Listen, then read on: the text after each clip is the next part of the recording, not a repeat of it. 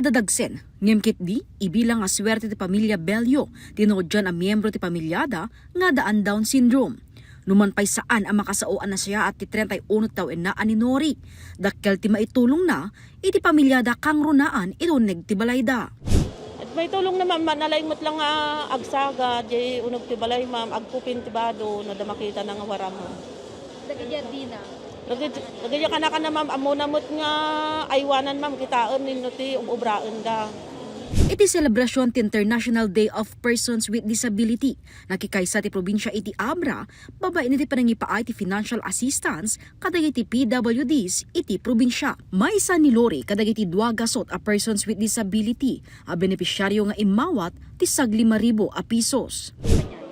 Igatang mo ti kasapulan na ma'am.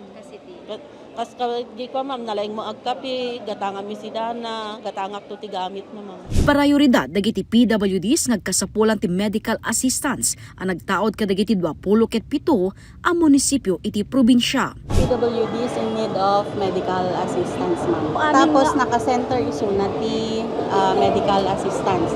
Dagitay agpapaagas. Kaduan na, dagitay naka-agda-dialysis, agda-therapy, kan dagitay agmen-maintenance. Gaputa limited magpay ti fund tayo. Yun na tayo, dagitay marginalized na ko nadan. Dagitay makasapol uno na yan. Gapot na medical mat lang detoy. Inpeteng ti gobyerno probinsyal iti agtultuloy a suportada kadagiti PWDs.